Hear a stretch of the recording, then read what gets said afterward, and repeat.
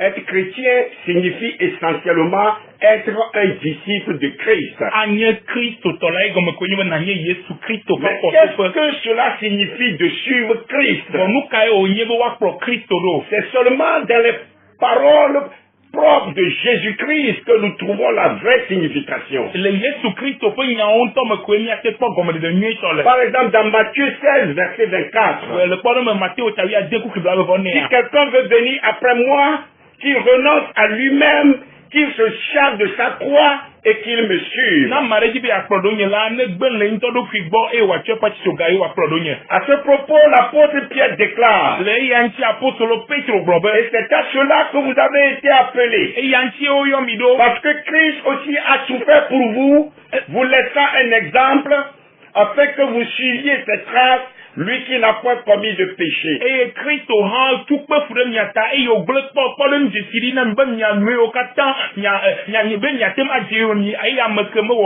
1 Pierre 2, verset 21 à 22. Être chrétien, ce n'est pas être fidèle d'une église ou bien aller marcher physiquement sur les traces de Jésus en Israël.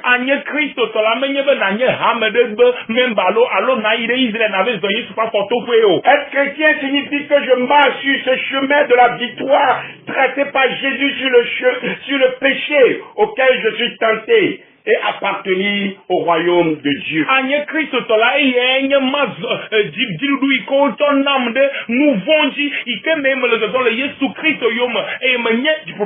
Il y a beaucoup de versets qui disent la même chose. Un vrai disciple de Christ est en rapport direct avec ce qui se passe dans mon corps intérieur.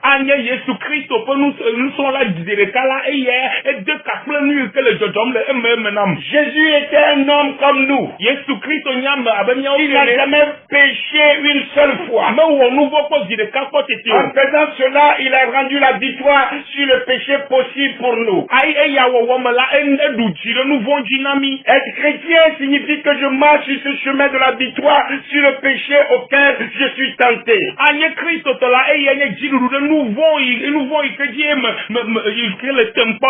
Les formes et traditions extérieures, les apparences que l'on se donne devant les gens, ou le fait d'être membre d'une église particulière ne sont pas les choses qui définissent un chrétien.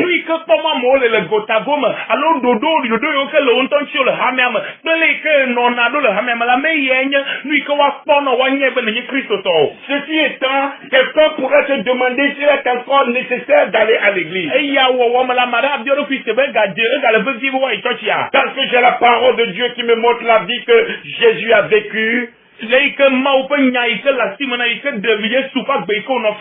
que je ne peux pas simplement être un chrétien solitaire et suivre Jésus pour mon propre compte?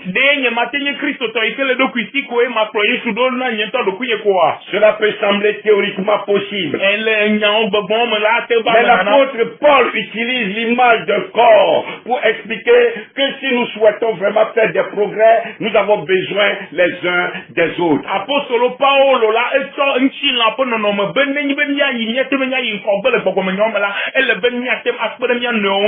Éphésiens 4, verset 16. C'est de lui et grâce à tous les liens de son assistance que tout le corps, bien coordonné et formant un solide assemblage, qui son accroissement selon la force qui convient à chacune de ses parties.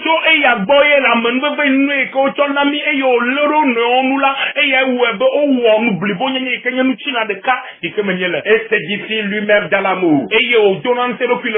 Ce passage nous montre que tout vrai chrétien est membre du corps de Christ. 11 à 12. Et en tant que tel, nous avons besoin les uns des autres afin de pouvoir progresser dans la foi sur la voie qu'il a ouverte pour nous. Il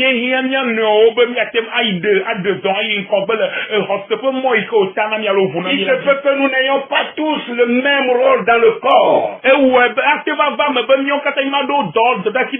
Mais lorsque je suis fidèle pour vraiment suivre Christ et rester ferme contre les tentations au péché, un péché que je rencontre dans ma vie, j'accomplis ma part.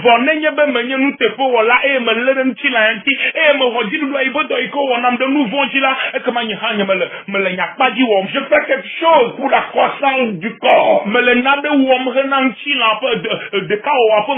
C'est pourquoi nous avons besoin de nous rassembler régulièrement pour nous édifier et nous encourager les uns les autres à résister face à la tentation.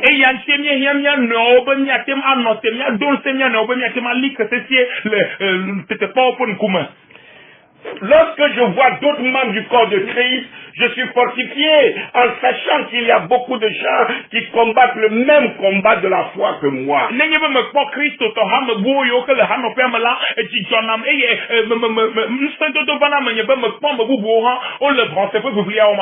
Tout en sachant que Christ regarde au cœur et que je peux recevoir de la nourriture spirituelle dans la Bible et dans les autres écrits chrétiens, je sais également que j'ai encore besoin des encouragements que je reçois en allant dans une assemblée.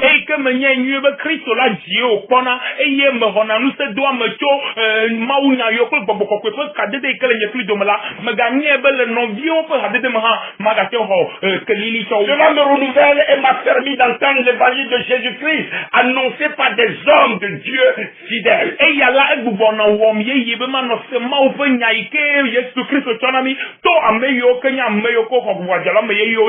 Et lorsque je vois d'autres membres du corps de Christ, je suis fortifié en sachant qu'il y a beaucoup de gens qui combattent le même combat de la foi que moi.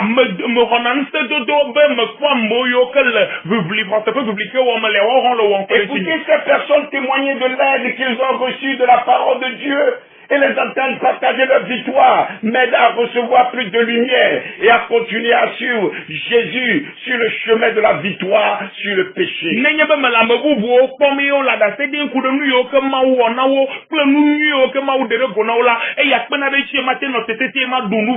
Et l'espérance que Dieu a pour nous,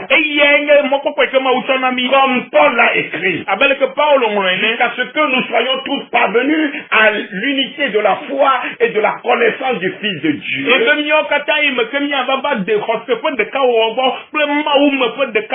À l'état d'un fait, à la mesure de la stature parfaite de Christ.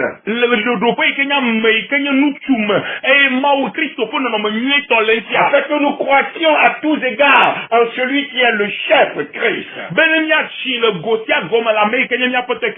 Éphésiens 4, versets 14 à 15. Il n'y a pas de règle stricte et préétablie dans la Bible concernant le fait d'aller à l'église. Cependant, l'auteur des Hébreux explique clairement comment les membres du corps de Christ devraient prendre cela.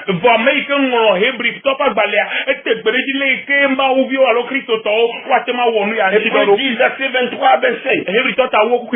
Retenons fermement la profession de notre espérance. Qui a fait la promesse fidèle. Ayons les uns sur les autres. Pour nous exciter à la charité et aux bonnes œuvres. N'abandonnons pas notre assemblée comme c'est la coutume de quelques-uns. Mais exhortons-nous réciproquement, et cela d'autant plus que vous voyez s'approcher le jour.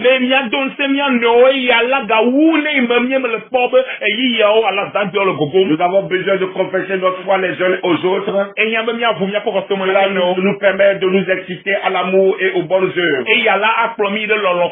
Un vrai disciple de Christ sent qu'il a réellement besoin de fréquenter une assemblée, un lieu de réunion.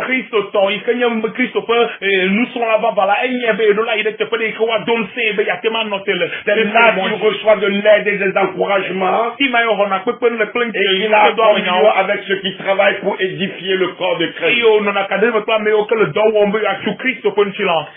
Chers amis, auditeurs, auditrices, fidèles, c'est par cette petite exhortation que je vous souhaite ce matin la bienvenue à votre émission préférée. Prépare-toi à la rencontre de ton Dieu.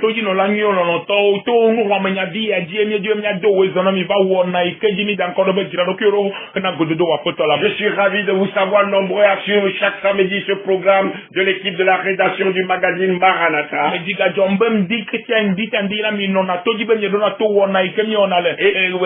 Et d'apprendre de certains que pour rien au monde, ils ne veulent pas rater cette émission édifiante et fortifiante.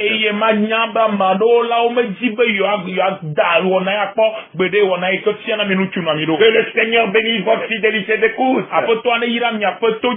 Et qu'il bénisse votre vie pour tout ce que vous faites pour l'avancement de ce ministère au nom de Jésus-Christ, notre Seigneur et Sauveur.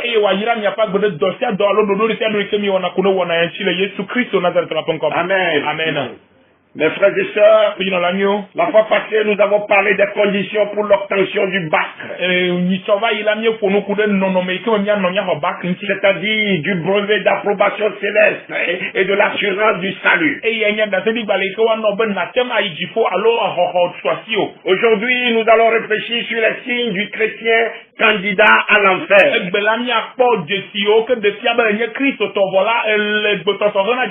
Le chrétien candidat à l'enfer. Écoutez-moi bien.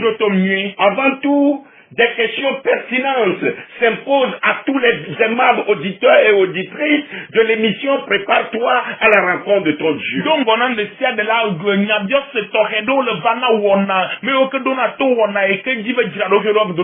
Pouvez-vous identifier où s'accomplit l'œuvre de Dieu aujourd'hui? Si enseigne réellement selon les Écritures et qui dilue la vérité et change les doctrines, qui prêche le véritable évangile que Jésus et les apôtres prêchèrent, et qui prêche un évangile différent, qui avertit le monde de la signification prophétique des événements actuels, comme Christ l'a fait dans Matthieu 24, Marc 13, Luc 21,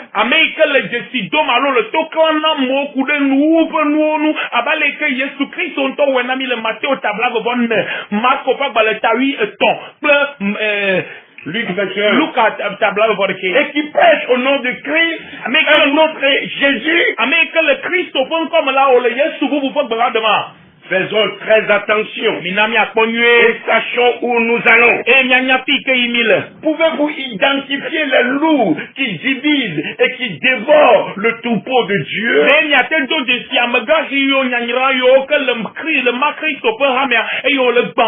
Pouvez-vous discerner ceux qui sont contaminés par une attitude laodicéenne?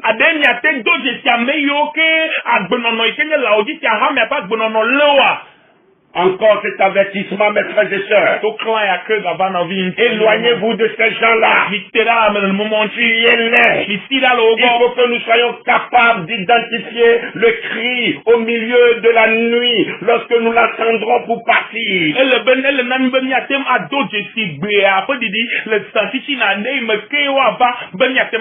Les vrais chrétiens entendront cet avertissement.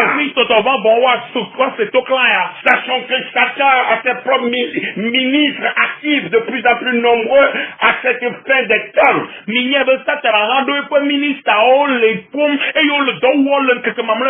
il est dit qu'ils séduiront beaucoup de gens. Mes amis, soyons éveillés surtout à cette période cruciale de l'histoire. L'ambassade des États-Unis est déjà transférée de Tel Aviv à Jérusalem, comme nous l'avons expliqué.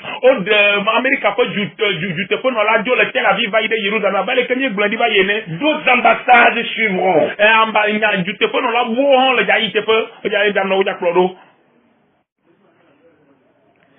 Le compte à rebours a commencé. Préparons-nous. chrétien candidat à l'enfer. Caractéristique aussi du chrétien candidat à l'enfer. Frères et sœurs, amis auditeurs, auditrices de l'émission, prépare-toi à la rencontre de ton Dieu. On trouve les caractéristiques des chrétiens candidats à l'enfer, surtout dans les paraboles du Seigneur Jésus.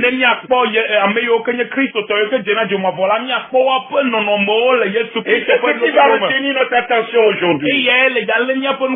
J'ai toujours dit que dans toute assemblée chrétienne, deux femmes cheminent ensemble côte à côte.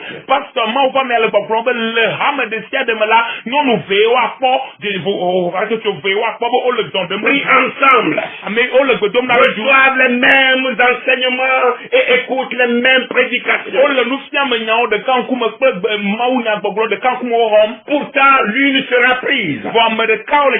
C'est l'épouse de Christ. Et l'autre laissée. C'est la prostituée. Dans quelle catégorie vous situez-vous? Vous la verrez dans les paraboles de Jésus que nous essaierons d'expliquer à travers ces thèmes.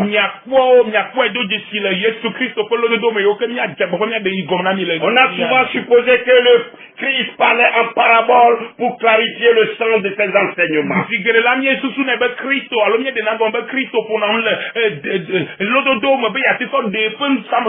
Mais les Écritures révèlent le contraire. Voyez Matthieu 13, versets 10 à 17. La Bible déclare que Dieu a caché au monde la compréhension des Écritures.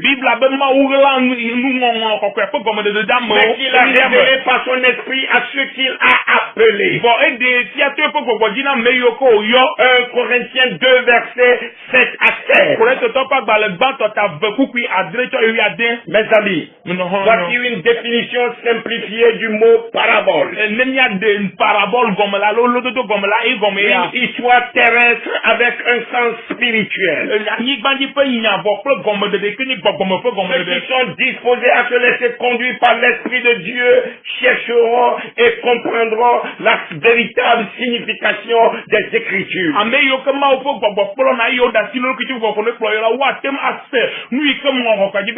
Penchons-nous en premier lieu sur la parabole des 10 vierges. Ensuite, on verra les autres. Que pouvons-nous apprendre de la parabole des 10 vierges? Quelles leçons importantes nous concernant aujourd'hui pouvons-nous en tirer? Il y a plus de 2000 ans que Jésus a donné cette parabole, celle des 10 vierges.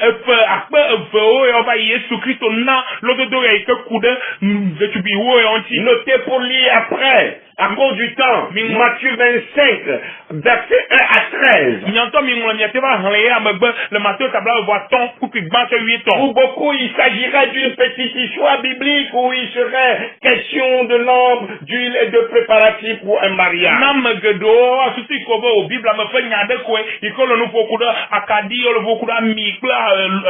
Cependant, la parabole est en réalité un avertissement sur les conditions qui existeront à la fin des temps.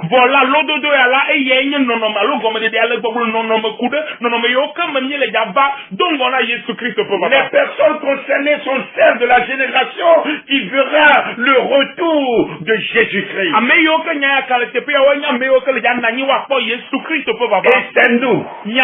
Et c'est nous. Cette parabole est en réalité à rapprocher des prophéties concernant les derniers jours.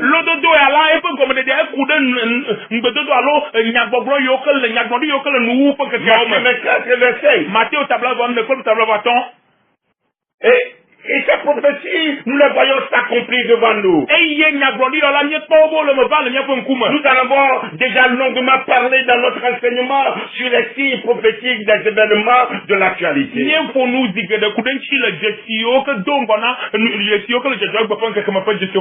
La parabole des 10 vierges contient des leçons extrêmement importantes. Lododo kude de tubi wo yanchi la nous fiatia gedo le me yo que pertinence, yo que les te spécialement destiné à nous qui vivons à la fin des temps. et yo go jenamia me yo que la nous peut que Dieu a inspiré ces avertissements dans notre intérêt parce qu'il nous aime et parce qu'il veut que nous fassions partie de ses prémices dans son royaume. et ye ma ou be mi atema lododo yo wa kude mi ape yo chi la be lo mi ape nyagbo e yo ji be mi ano ye fe nko gbe donu. Nous devons tenir compte des avertissements et apprendre les leçons de cette parabole importante pour ne pas rester à la touche et perdre notre récompense. Elle le ben ya se nu yo to klan yo afodo fotana me ya o ben ya se pe gomme ben mi ma ba no e godo e mi nu ke le dajo mi defo. La parabole parle de 10 vierges qui vont à la rencontre de l'époux, à savoir Jésus-Christ. Le dodo le lupo kude de tubi wonchi yo ke libe e do go pe ngoto so ise. Il s'agit de l'enlèvement de l'église. O le lupo kude ha me pe ko Mais qui sont ces 10 vierges? Bon me kawenye de tubi wo ya o. Selon des expositeurs Bible commentary, les 10 vierges sont décrites comme la communauté chrétienne qui attend. Le ko de go la gbale kenya commentaire alors de nous comme mela o gbe de tubi wo yo la wa wenye ha tito yo ke la J'adhère totalement à cette explication. Bon nombre d'entre ceux qui se disent chrétiens aujourd'hui et qui remplissent les lieux de culte attendent le retour du Messie. Christ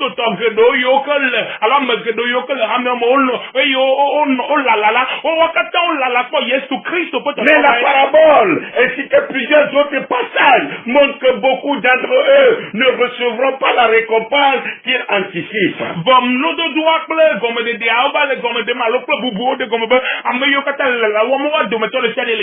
Voyez par exemple Matthieu 7, verset 21 à 23. Parce qu'ils n'ont pas appris les leçons importantes contenues dans cette parabole. Ils seront choqués et surpris. Mais oui, c'est ce que la Bible déclare. 5 des vierges étaient sages. On peut traduire ici aussi par avisés. Et les 5 autres étaient folles. C'est-à-dire des insensés. Que signifie être sage ou insensé? Comment la Bible définit-elle ces termes? Dans Matthieu 7, verset 24 à 29, Jésus explique que les sages sont ceux qui ne se contentent pas d'écouter les enseignements seulement. Ce sont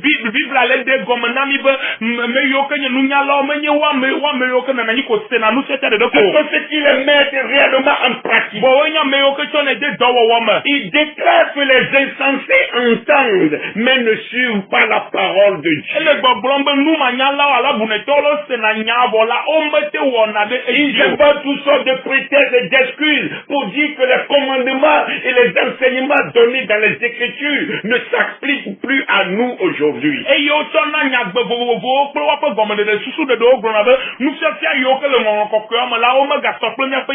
Vous verrez aussi beaucoup d'explications bibliques concernant les sages et les insensés dans le livre des Proverbes. Notamment dans Proverbe 1 verset 7, Proverbe 4 verset 4 à 9, Proverbe 10 verset 10, Proverbe 9 verset 10, Proverbe 10 verset 8, Proverbe 11 verset 14, Proverbe 12 verset 15, verset 16, Proverbe 13 verset 20, Proverbe 22 verset 3, Proverbe 28 verset 26. Je vous en prie, méditez tous ces passages. Amis auditeurs, auditrices, dans quelle catégorie êtes-vous? La parabole signale que les vierges folles ne prient point d'huile pour leur lampe.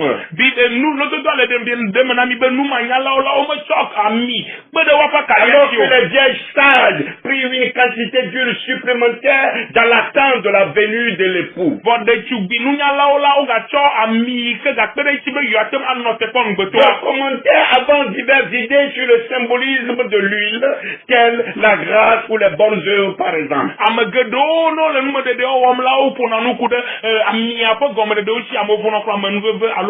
Mais la Bible déclare que l'huile en réalité symbolise le Saint-Esprit.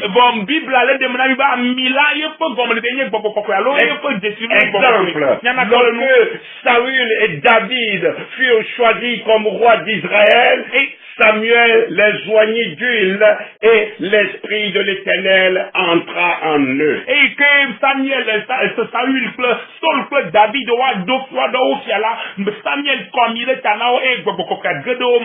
Samuel dit verset 1 à 6, Samuel parle dans le et Samuel 15 verset 13.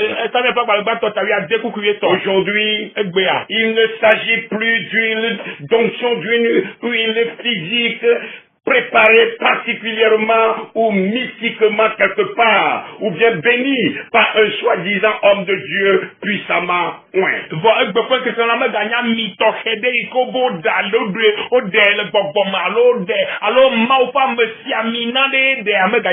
Aujourd'hui, c'est Dieu lui-même qui oint chaque chrétien par le baptême du Saint-Esprit.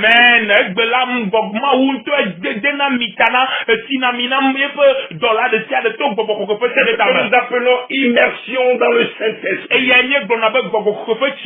Aussitôt que vous recevez Jésus-Christ comme votre Seigneur et Sauveur, vous recevez le Saint-Esprit, c'est-à-dire les arts du Saint-Esprit.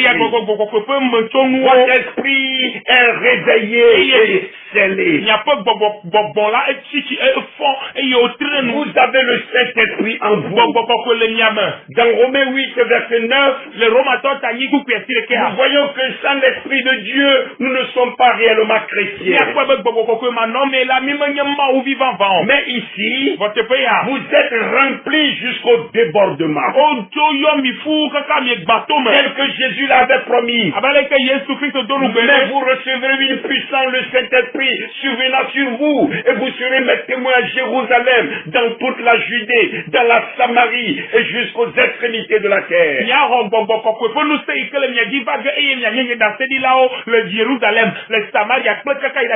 Actes 1 verset 8. Ce qui s'est accompli le jour de la Pentecôte. 10 jours après l'ascension, soit 50 jours après la résurrection de Jésus-Christ. C'est l'effusion du Saint-Esprit. Lisez pour cela Actes 2 verset 1 à 4. C'est cette fête de l'effusion du Saint-Esprit que nous venons de célébrer le dimanche passé. Aujourd'hui, c'est Dieu lui-même qui a cette prérogative de baptiser du Saint-Esprit. Et personne ne peut prétendre avoir l'exclusivité du Saint-Esprit pour le donner ou offrir son option.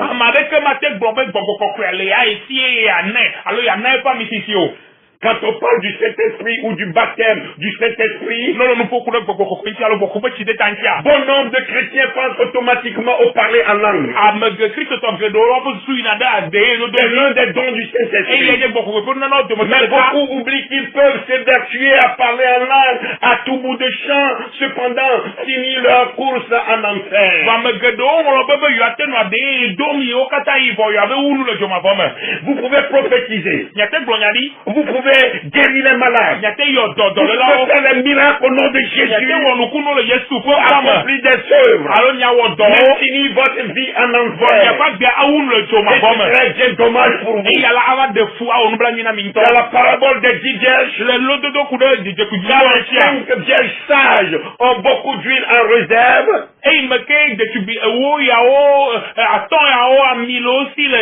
Il ne s'agit pas du parler en langue, ni des dons du Saint-Esprit.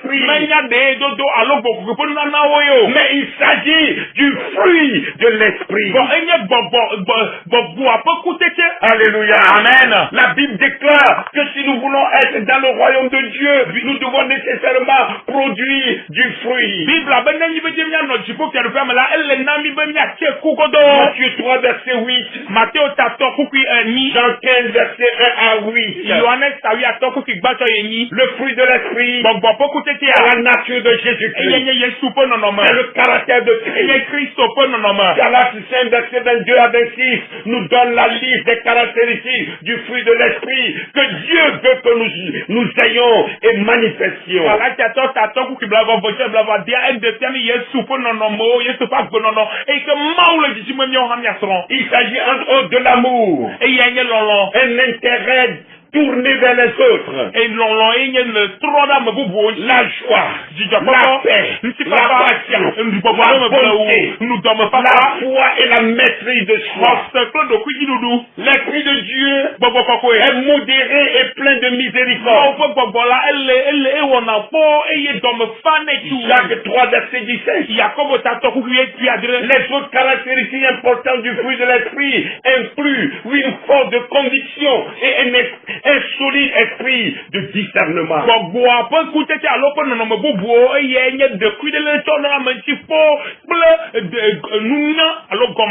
2 Timothée 1, verset 7. Nous manifestons le fruit de l'esprit à travers la sanctification ou la crucifixion du vieil homme ou de la chair.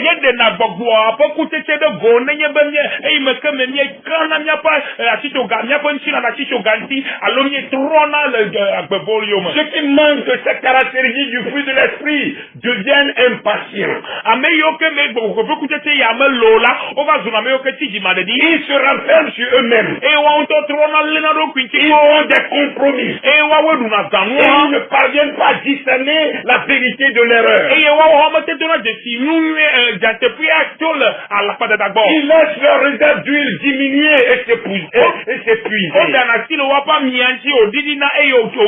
Ils perdent leur premier amour. Et ils font leur entrée dans la catégorie des vierges folles, des insensés. Souvenons-nous que dans la lettre adressée à l'église d'Éphèse par Jésus, le premier danger qui guette le croyant, c'est la perte du premier amour pour Jésus.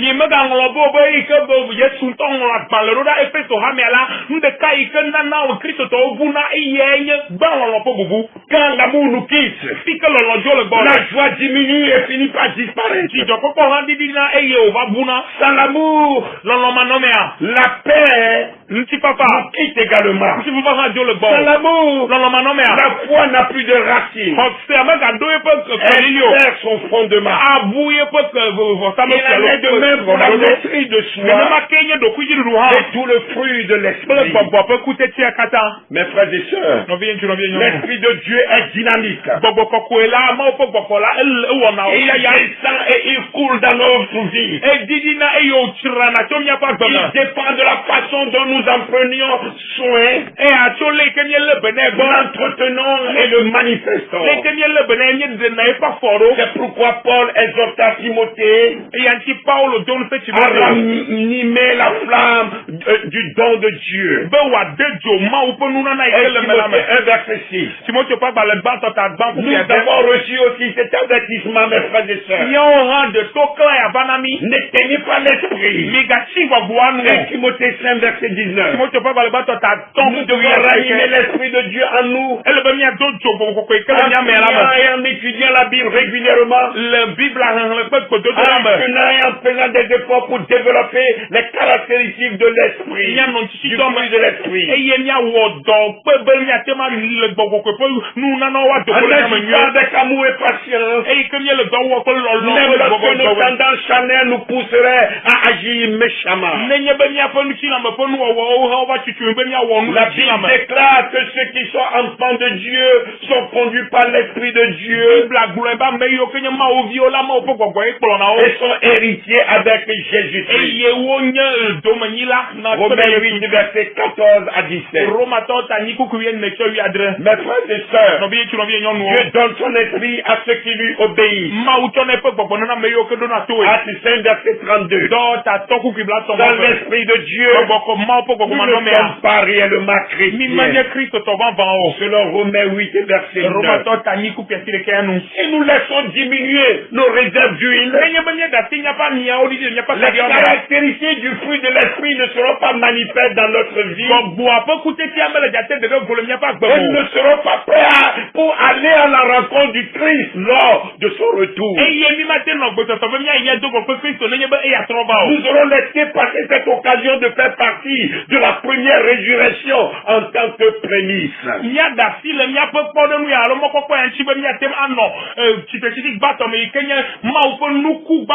Mes amis, ne soyez pas chrétiens, mais candidat à l'enfer. C'est-à-dire de la catégorie de ceux qui n'ont pas d'huile dans leur lampe.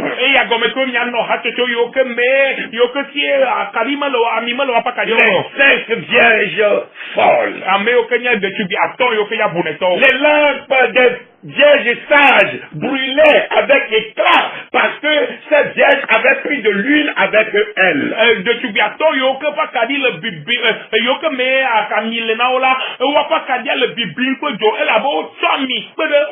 Remplis d'huile, ces lampes sont une lumière pour le monde, comme Christ le souhaite dans Matthieu 5, versets 13 à 16, pour tous ses élus.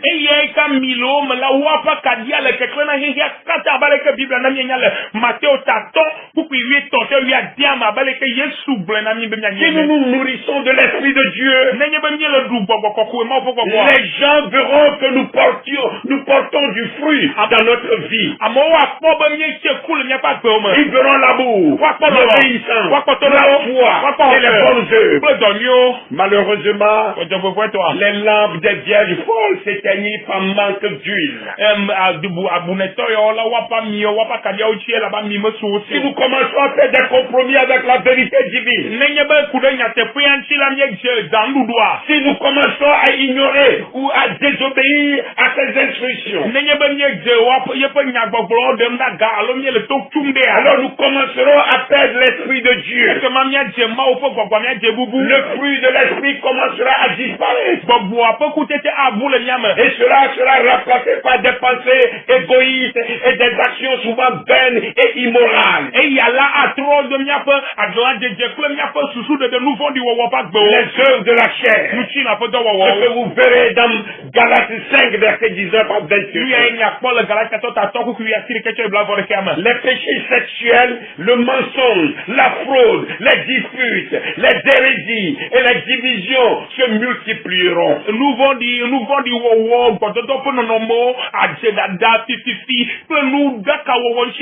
Et au sein de nos familles et même de l'Église, l'unité disparaîtra. 1 Corinthiens 1 verset 10 à 17. Ceux qui laissent leur lampe dans cet état-là ne répondront pas à leur appel. Ils n'assisteront pas aux noces.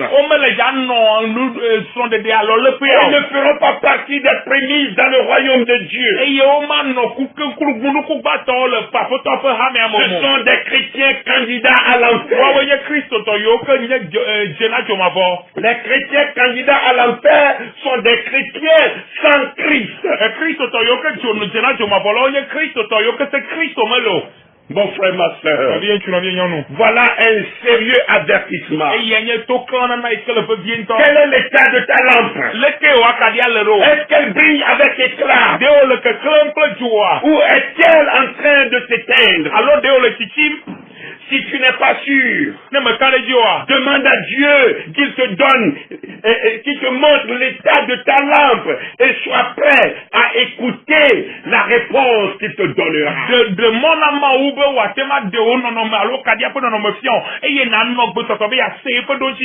Comment devons-nous nous préparer pour le retour du Christ? Les Écritures déclarent que l'épouse, en vue de la célébration des noces, c'est préparé.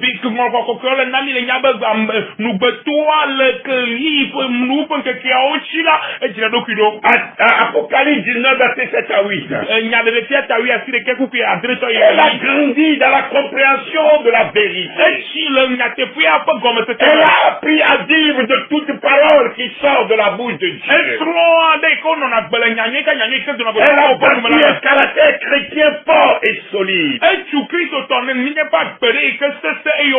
Elle a surmonté les épreuves. Elle est restée fidèle. Et elle a enduré jusqu'à la fin. Elle est prête lorsque l'époux arrive.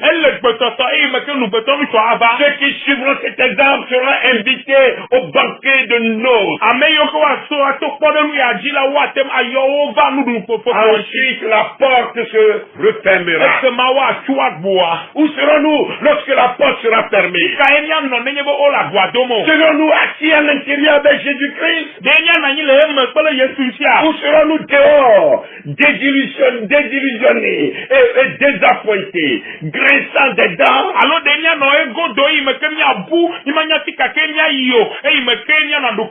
Comme c'est écrit dans Matthieu 24, verset 51. Mes frères et sœurs, réfléchissons. Avant de voir la seconde parabole qui concerne les chrétiens candidats à l'enfer. Ok, chers amis, auditeurs, auditrices de l'émission Prépare-toi à la rencontre de ton Dieu. Nous venons de voir les caractéristiques du chrétien candidat à l'enfer dans la parabole des 10 vierges. Nous allons à présent aborder la seconde parabole de Jésus-Christ, celle du bon grain et de l'ivraie. Je crois que vous en avez déjà une idée. Matthieu 13, 24 à 30. Puis l'explication donnée par Jésus lui-même dans Matthieu 13, verset 36 à 43.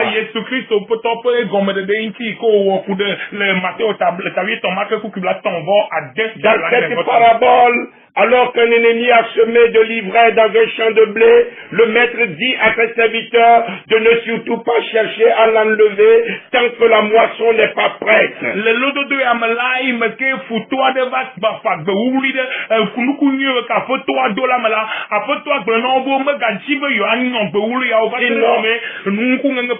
Sinon, il risquerait d'arracher également le bon grain.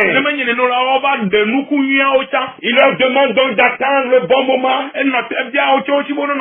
de ramasser alors l'ivraie pour la faire brûler, puis de moissonner le blé pour le ranger dans le grenier.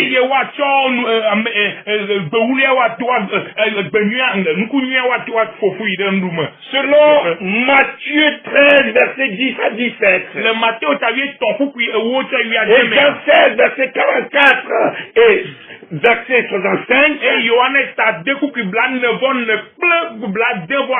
c'est une occasion exceptionnelle qui a été donnée à peu de gens aujourd'hui de comprendre les paraboles.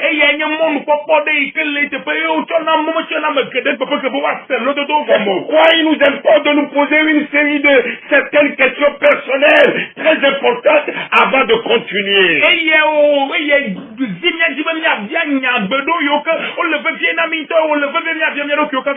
Ai-je l'amour de la vérité? Ai-je trouvé la vérité? Mon esprit a-t-il été ouvert pour comprendre cette vérité? Ou se fait-il que vous ayez la démangeaison d'entendre des choses agréables?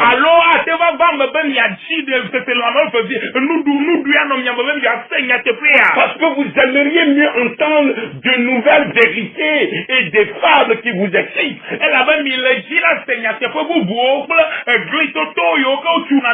Comme le dit 2 Timothée 4, verset 3 à 4. Avez-vous soigneusement prouvé ce que vous croyez ou suivez-vous vos sentiments?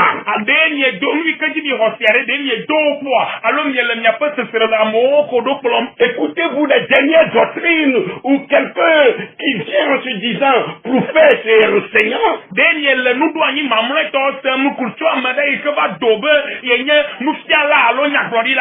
Recevez-vous et recherchez-vous premièrement le royaume de Dieu et sa justice, comme le dit Matthieu 6, verset 23, verset 33. Recherchez-vous premièrement le royaume de Dieu et sa justice. Comme le dit Matthieu 6, verset 33. Ou bien avez-vous d'autres priorités plus importantes dans votre vie? Investissez-vous massivement votre cœur, votre esprit, votre énergie dans cette perle de grand prix de Matthieu 13, verset 44-46 qui vous a été offerte.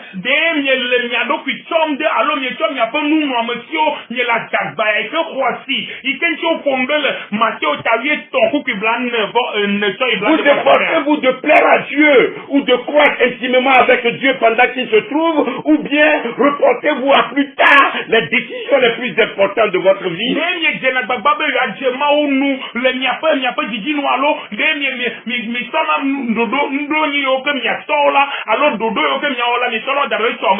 Anticipez-vous avec patience et préparez-vous activement pour le retour de Christ, ou espérez-vous jouir le plus longtemps possible des plaisirs éphémères de ce monde?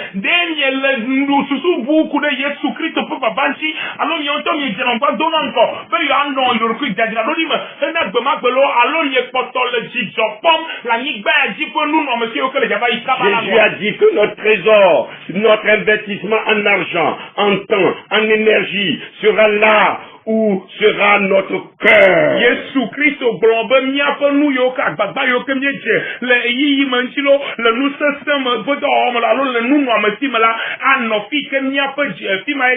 Matthieu 6, verset 19 à 21. Efforcez-vous d'être sage aux yeux de ce monde ou aux yeux de Dieu. Nous pouvons passer pour des fous aux yeux du monde, mais pas aux yeux de Dieu. Nous, en tant que chrétiens. Amen.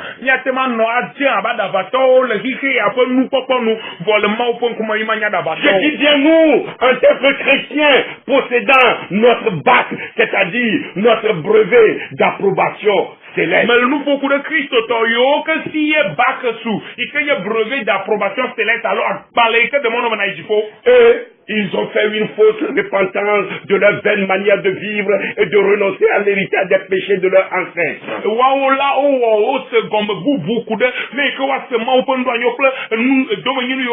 Non. Et ils ont fait une fausse repentance de leur vaine manière de vivre. Et de renoncer à l'héritage des péchés de leurs ancêtres. Ils n'ont pas renoncé à l'héritage des péchés de leurs ancêtres. Et ils ne sont pas nés de nouveau. Mais ils sont incorporés dans l'église comme une excroissance. Leur objectif, ce n'est pas le ciel, mais les bénédictions matérielles qu'ils peuvent avoir de Jésus-Christ. Leur objectif, c'est de manger et le boire. Selon Romains 14, verset 17. Et ils courent après le miracle. Ils font le salut par les œuvres. Ils vivent selon la chair. Comme des papillons, ils voltigent d'église en église et sont ballottés à tout vent de doctrine.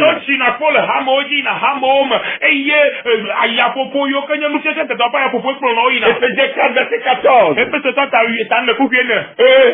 C'est livré. Ce sont des chrétiens candidats à l'enfer. Des chrétiens sans Christ. Kristo to yo ke ti Kristo melo. Les chrétiens candidats à l'enfer, ce sont des chrétiens sans Christ. Kristo to yo ke jina ju mo bola wa ye Kristo to yo ti Kristo melo. Ils ont fait une fausse profession de foi. O wa pe hosi am bubu la ye hosi bubu dada. Et ils ont eu une fausse assurance du salut. E ye wa pe kakare de popo dila he ye kakare ji gbedada. Ce sont eux que Satan le malin garde à son pouvoir. Wa we ye Satan na ikenya nubo di wala le na ro wa pasima. Qui vivent dans les ténèbres du péché. O la gbenon le Et de l'incrédulité. Pe ji ma hosema. Et qui périront éternellement. E wa tronto ma vo ide ma vo. Le chant dont il s'agit ici Agbele ikenchi le est à la fois le monde et l'église. E ye ganye jihi ma ganye hamesa. Satan sème aussi après le Christ. Kristo Satan ha eva fana nu nyebe Kristo fanu bo. Il aveugle l'intelligence des gens pour qu'ils n'acceptent pas l'évangile de Jésus-Christ. Etuna mo fo nu popo bo ma gaspo o ma ga lo nya ikecho jibeto tro nya nya. C'est lui qui fit de Judas un fils du malin, un démon. E ye wo Yuda ozu toshron bi e ozu choma bo. Jean 6 verset 70 à 71. Yohane so bale ta de kuku ivra. Jean 13 verset 27. E ya Yohane so bale ta wi a. Et Luc 22 verset 3. Luka tabla bo. Et c'est lui aussi qui s'empara d'Ananias et de Saphira. E ya ke ga gere Ananias pe Saphira me. Acte 5 verset 3. Do ta dire kuku eton. Mes frères et sœurs dans la foi, Jésus dans cette parabole compare la parole et l'œuvre du diable et celle de ceux qui le servent, ou on peut aussi dire des hommes et des femmes nés de nouveau, des fils et des filles de Dieu qu'ils sèment le blé. Il le compare à de l'ivraie semé par le diable. Je dis, Jésus dans cette parabole, il compare la parole et l'œuvre du diable. Il compare cela à celle de ceux qui le servent réellement. Ou on peut dire aussi des hommes, et il compare des hommes et des femmes nés de nouveau, des fils et des filles de Dieu qu'ils sèment, qui sont le blé à de l'ivraie semé par le diable.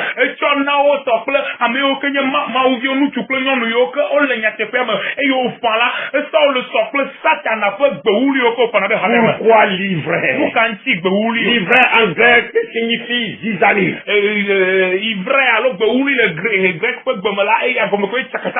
Et semer l'ivraie signifie semer ou faire naître la discorde, les disputes, les divisions.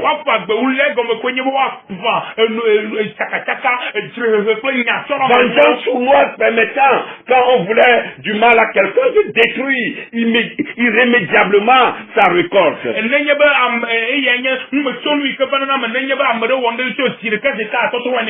Qu'est-ce que l'ivraie? L'ivraie, c'est une plante de la famille des graminées, c'est-à-dire de la même famille que le blé. Greygrass en anglais. Elle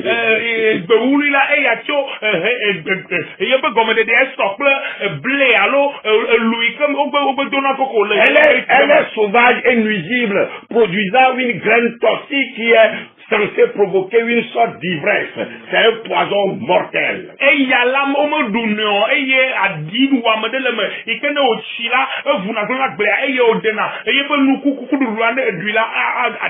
Le mot dérive indirectement du latin populaire et braicus qui signifie ivresse.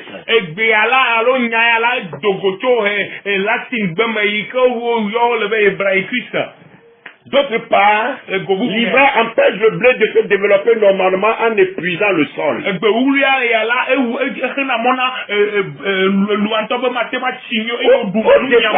Au départ, l'un et l'autre sont identiques.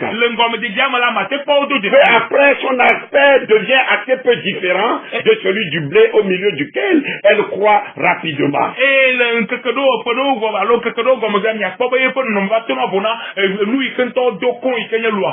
Dieu a un adversaire, Satan le diable, qui s'emploie à faire échouer le plan de Dieu depuis le jardin d'Éden.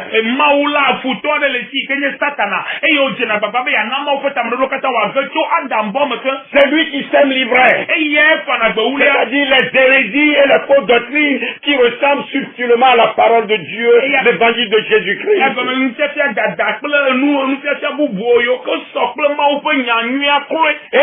Et les fils du malin qui se font aussi passer pour les fils du royaume de Dieu.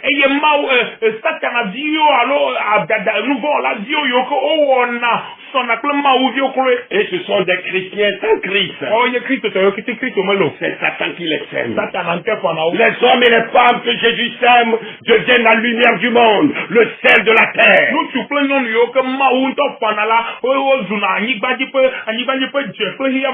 Les fils du malin s'emploient à obscurcir cette lumière et à affadir le sel ou à annuler l'action de l'un ou de l'autre.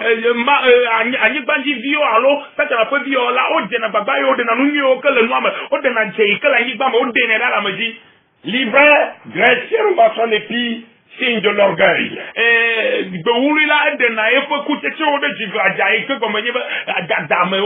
Semence du diable destinée au feu de la destruction. Le blé ou son épi ploie, s'incline sous le poids du fruit qu'il porte, comme un homme qui se prosterne devant Dieu pour lui rendre toute la gloire du fruit qu'il porte.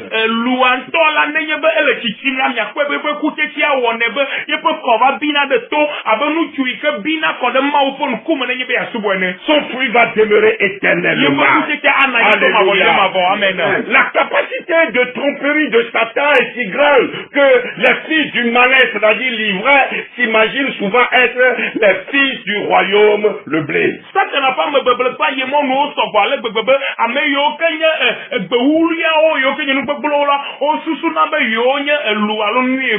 Leur apparence est tellement semblable à celle des bêtises qu'à la fin, seuls les anges, ministres ou assistants du Christ, huissiers de son tribunal, seront en mesure de les séparer et de les rassembler en gerbe pour les livrer à la damnation. Et après, conduiront les croyants dans le paradis. Amen.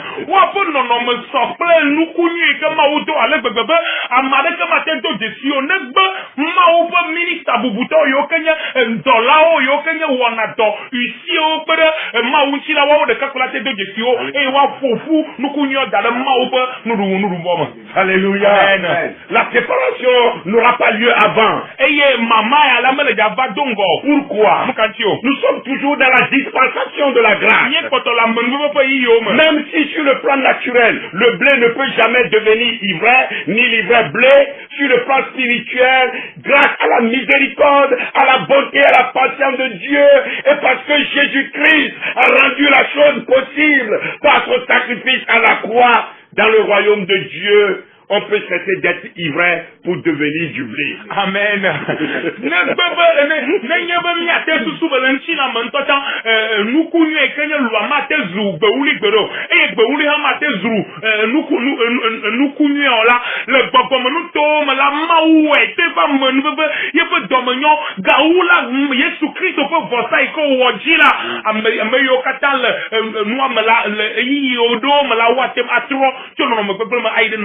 Le pécheur que nous voyons aujourd'hui peut se convertir demain.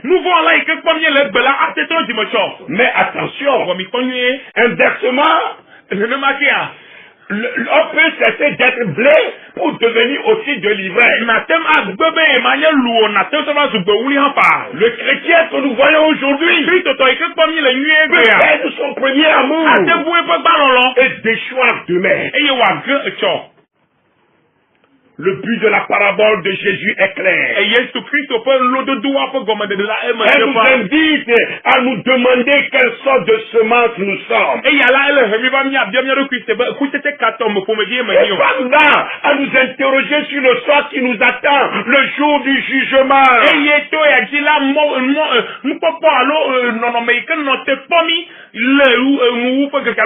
C'est également l'objectif de cette émission que vous suivez en ce moment. Extérieurement, rien ne les distingue de la vraie église, de la véritable église. Beaucoup se présentent comme chrétiens. Le salut, plutôt un certain salut est annoncé.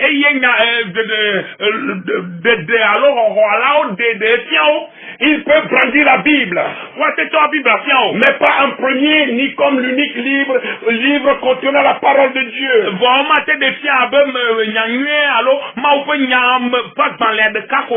D'autres livres au même titre que la Bible sont présentés. Ce sont souvent les écrits des personnes qui ont reçu une vision d'ange ou soi-disant révélation de versets de la Bible.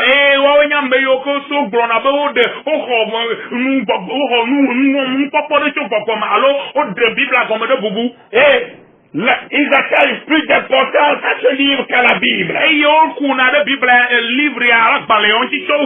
Un autre Jésus est annoncé. Pas Jésus de Nazareth. Il en est de même pour l'Esprit qui n'est pas le Saint-Esprit. Ce sont des chrétiens candidats à l'enfer. Des chrétiens sans Christ. Les Écritures disent d'eux. 2 Corinthiens 11, verset 13-14. Ces hommes-là sont de faux apôtres. Des ouvriers trompeurs déguisés en apôtres de Christ. Et cela n'est pas étonnant puisque Satan lui-même se déguise en ange de lumière. Il n'est donc pas étrange que ces ministres aussi se déguisent en ministres de justice. Leur fin sera selon leurs œuvres. Jean 4, verset 5. Ils sont du monde. C'est pourquoi ils parlent d'après le monde. Et le monde les écoute. Parce que le monde entier est sous la puissance du malin. 2 Pierre 2, verset 1 à 3. Il y a parmi le peuple de faux prophètes. Et il y aura de même parmi vous de faux docteurs. Introduit sournoisement des quêtes pernicieuses. Et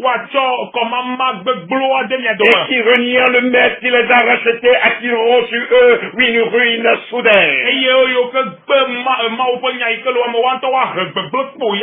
Plusieurs les suivront dans leur dérèglement et la voix de la vérité sera calomniée à cause d'eux.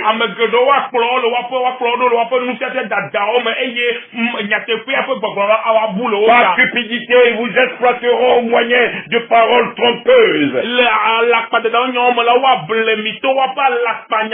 Eux menacent depuis longtemps la condamnation et dont la ruine ne sommeille point.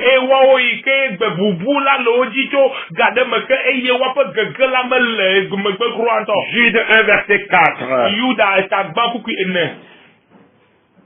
Car il s'est glissé parmi vous certains hommes dont la condamnation est écrite depuis longtemps.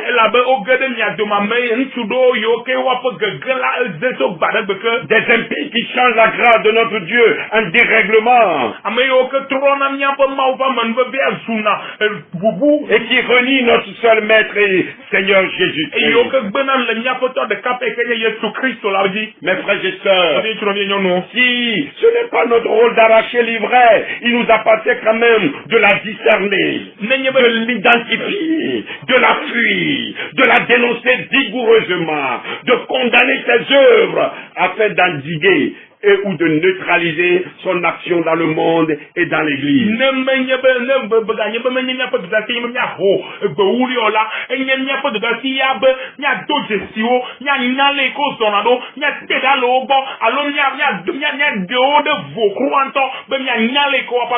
Comme l'a fait le Seigneur Jésus avec les pharisiens et les scribes. Ainsi que l'a préconisé l'apôtre Paul dans Éphésiens 5, verset 11. E abale ke apostolo Paulo handwa popotanami le Efeso 30 to ku le kiame. Un seul homme Ŋutsu ɖeka ou femme nyɔnu ɖeka perverti par la séduction et l'envie. ike beble gbɔgblɔ alo dadablea Le levain peut entraîner la chute d'une assemblée, d'une famille, ou tenir en échec la bénédiction ou la faveur de Dieu. ike nye amawo vava ate va gble ƒome blibo hame blibo alo dukɔ blibo ƒe gege. Nous avons l'exemple d'Akan, dont le nom signifie qu'il jette le trouble. Miakpɔ Akan ƒe kpɔɖeŋu le Biblia me ike ƒe gɔmedede nye Dans Josué 6 et Josué 7. le Yosua ta de kuku ta adria me. L'avertissement du Seigneur Jésus-Christ aux 7 églises dans l'Apocalypse est tout à fait clair. Yesu Kristo ƒe tokla ike wona hame adriawo le Biblia me la eme le kɔkɔm fãa. Satan ne sème pas l'ivresse seulement dans le monde et dans l'église, mais cherche à la semer aussi dans nos vies. Satan la me ƒãna gbewulia ɖeɖe le hamea me alo le hiã me ko. Vɔ la edzina be yaƒe le míawo míaƒe agbewo me. Verset 25. Kuku bla vatɔ. Mais pendant que les gens dormaient, son ennemi vint, semant de l'ivresse parmi le blé et s'en allant. Et abale ike dɔlɔ le alɔ dɔm enea yeƒe futoa va eye wòva ƒã gbewuli le agblea me eye wòdzo. Pendant le manque de veille, mes frères et sœurs dans la foi. Gayime ke o ɖem ɖi nɔvi ŋutsu nɔvi nyɔnu le xɔ. C'est pourquoi Jésus nous ordonne avec insistance. Dans Marc 13, verset 33 à 7, 33 à 37. Eya ŋuti Yesu Kristo le kpeɖodzi na mi le Marko tawietɔ kuku bla tɔ̃vɔ tɔ̃tɔ bla tɔ̃vɔ adre me. Quatre fois en tout, dans ces 5 versets, 4 fois, Zigbɔdzi le kuku atɔ̃ yawo me la. Veillez et priez. Veillez et priez. Mais frère, il n'est pas possible de dissocier l'un de l'autre. Veillez et priez. Matthieu 26, verset 41. Veillez et priez afin que vous ne tombiez pas dans la tentation. L'esprit est bien disposé, mais la chair est faible. 1 Pierre 5, 8 aussi nous recommande. Soyez sobre. Veillez. Votre adversaire, le diable, rôde comme un lion rugissant, cherchant qui il dévorera.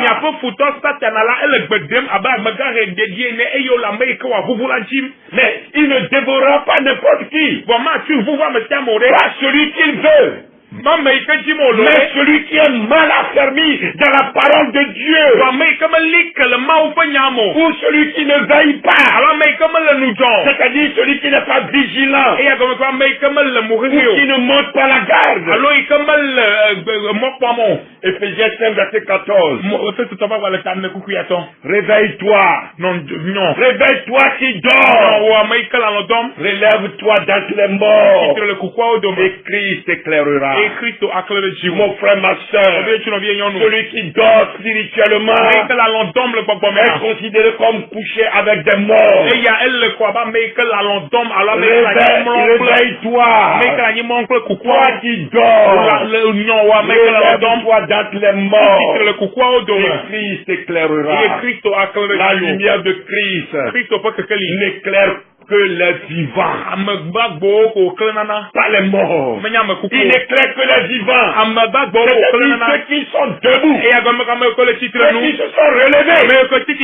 Alléluia. Amen. Sois un chrétien qui possède son bac, c'est-à-dire son brevet d'approbation céleste, et ne soit pas un chrétien candidat à l'enfer, c'est-à-dire un chrétien sans Christ. Que le Seigneur t'assiste, que le Seigneur te soutienne. Mon frère, Papa Antoine, est-ce que tu peux prier pour les auditeurs maintenant? Oh Seigneur. Seigneur notre Dieu, quel beau jour encore que tu nous donnes. Ce jour heureux, à pouvoir, Seigneur, distinguer, oh Dieu, des vrais chrétiens. Des chrétiens, Seigneur Jésus, qui croient sincèrement en Jésus-Christ. Pas des chrétiens qui ne croient pas, qui sont désignés à partir directement en enfer. Oh notre Dieu, Voilà l'éclaircissement de ton serviteur encore. Et je te demande, Seigneur, par le Saint-Esprit, de pouvoir, Seigneur, éclairer cet enseignement à tout le monde qui va l'écouter, qui va l'apprendre, Seigneur. Oh mon Dieu, notre Rédempteur, tu es bon, tu es bon. L'Esprit Saint de Dieu continue toujours à œuvrer à travers ton serviteur. Oh, que ces recherches, Seigneur, continuelles, lui fasse, Seigneur, à enseigner, à corriger, à faire tout, Seigneur, pour ta gloire. Oh mon Dieu et mon Rédempteur, je te le soumets encore une fois de plus, de l'utiliser comme cela se doit. Oh mon Dieu et mon Rédempteur, ainsi que son interprète, Seigneur, que tu as utilisé ce matin, Agdama, Seigneur. Oh, que ton nom soit sanctifié à travers leur vie. Que ton nom soit glorifié à travers leur vie. Amen. Oh Seigneur, l'Esprit commence toujours à œuvrer pour ta gloire. Amen. Pour ta gloire. Amen. Oh mon Dieu et mon Rédempteur, merci pour ces moments riches, ce moment, Seigneur, ce moment, Seigneur, très efficace pour nous. Oh mon Dieu, mon Rédempteur, sois glorifié, que ce message, que cet enseignement nous fasse du bien pour ta gloire. J'ai prié dans le nom puissant de Jésus. Tu as dit que quand ton enseignement sort, quand ta prédication sort, Seigneur, il doit accomplir sans effet avant de pouvoir retourner auprès de toi. C'est ce que tu vas faire encore ce matin. Et Seigneur Jésus, merci. Merci encore, merci. Une fois plus, merci. Que ton nom soit sanctifié. C'est au nom de Jésus-Christ que nous avons prié. Amen et Amen. Papa mavo oh onyaga togonami mia doje si Kristo to yo ke nyenye mia nyane mi le nyate fe amalo alomi me le nyate fe amo mia doje ti ame o ke le mo gbegleji pla me o ke le mo nyi toji eye akpe na obo amon bo ko toli na mi ba me yo ke le mo gbegleji la ndi ato ma unya amala mia tu o te sia nyi to e mia te va wa man bo be ke potoli na mi apoto mi le bodom da lo ala bia bo ko le pere mi anchi e nya te manya de ko ela ba Yesu Kristo po nya ko le pe manya me o ke le pe nya stem de ko voilà me o ke le chom de dom o gbogbo na pere mi anchi mi atwe ade dom e ko gere mi apa jioji la foto na be mi atrol mi apa jioma mon ko galina ma de bo atrol jima le ndi afoto me de ke wo tachia Seigneur ya e o jivevie be ya tyo pa gbe ana o Kristo la ye to gbo da be gbogbo ko ne na nyi ple ama e ye wa tro e peta me susu to ndi aji e be mi atro mi peta me to mi kan no aba be ye ya me no afoto ki ya vale yim ple po nu tijio ple po nu lolo ple po gbegbelo voilà poto na mi me o ke ti abe mi no o ma o po mo ajila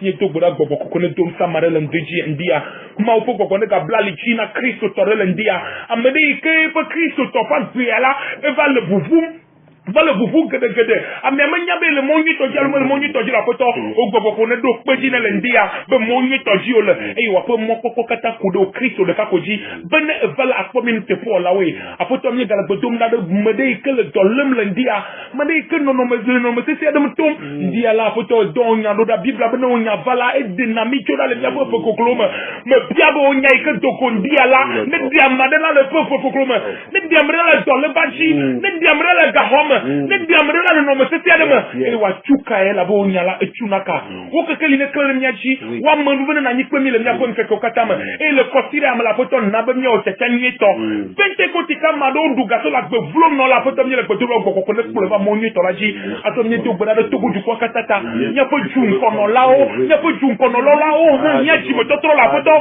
nya ji mo to tro go ko ka si onji abale ke me ka si Nikodem onji afoto abale ke me ka si ne Cornel Lionchi la photo abale ke ne kansi le Ethiopia po nu chumantie ni abatemantia kansi wonchi bo wa todo Kristo chi ne juko ya nyeto da photo mi kwasebe na like de juko ya na like onya le juko ya na like onya le hame ya photo ye jerka ke ye to pera no ma u te ko no lao o do lao o minista bubuto me yo ke brona ma u fonya photo me gade dio gedo me dia ma o le Yesu po comme photo dia ma o le Yesu po comme diamant le yesu pe comme n'avait mia do de signe te poto et mia nyon tu mia pas dans ton elle avait Christ to la londom le togonto apoto nyomi do wasida et na lemi fond be mia no agbenao ba me ke nyo Christ to papa wa mia ko jiru fraga de chi elle a beau Christ no le jidum tu ma vo ide ma vo ma akbenao de fu popo yata akbenao do me yo ke zam de le kena do omla akbenao do pa beta gande o nya de gonami bobo kokwe wole doji yeso bubu kafka fike jela no da tu ma vo ide ma vo ma le Yesu Christ no Nazareth la comme mi dogbral amen amen Amen. Amen. amen Hallelujah. amen